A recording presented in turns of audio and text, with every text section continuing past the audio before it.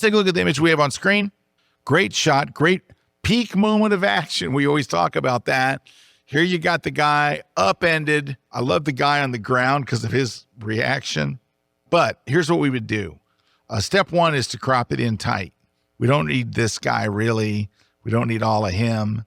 I would just, the action is happening over here and right here. I think this guy kind of adds to it, so I'm going to leave that. Do we have his arm in? Oh, no, we were cutting off part of his hand. We don't want that right there. So that brings us closer to the action, which is what in sports photography we really want. Now, the background is brighter than the foreground by quite a bit. It's also a little crooked. Let's fix that first. Let's go to transform and let's go rotate. Yeah, just like right there and hit constrain crop. It was just a little crooked, nothing major. That happens a lot when you're shooting sports. The background concerns me. Can we get the background? Select background. Let's see. I don't know what it's going to select for background. Oh, did pretty good. I don't think that the field here is really background, but let's just darken the whole thing. Just darken the exposure of the background. That's not bad. I think it's okay. A little more. All right, let's look at what that did. Watch. See how bright that was? Now you're putting the focus on the players. I might have gone a little too far with that exposure. All right.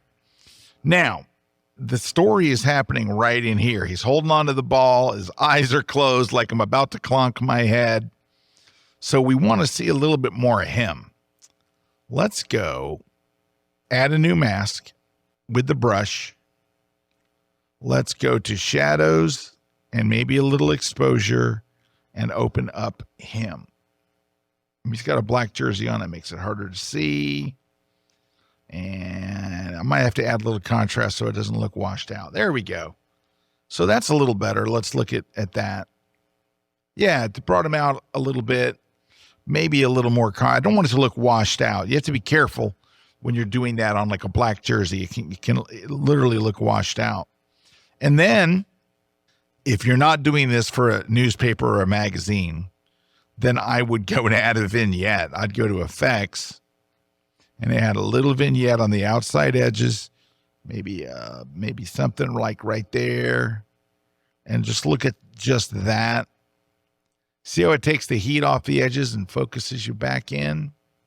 Then, while you're in effects, I'm not in effects, it's up in basic here, add texture to bring out the detail, to bring out the little bits of sweat and stuff flying. Maybe a tiny bit of clarity, I mean a tiny bit, to make the metal on his helmet shiny and stuff. Now, it looks like he has a matte finish on his helmet. That's looking pretty good. Now, if this was just for me, or I'm selling it to the player's mom, or it's not reportage, I would get rid of this player altogether over here. He would just be gone. And you probably do it with the eraser. I'm not sure. But that's if it's not, you're not covering this for any kind of media. And don't forget to take the shadow too. I don't know if this is even going to work, because this will be the biggest thing I've ever tried to remove in Lightroom's version of generative fill. Let's just see. I don't know.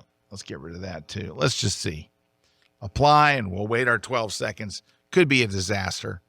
This will be the biggest thing I've removed, but you'll see. That did not do well at all.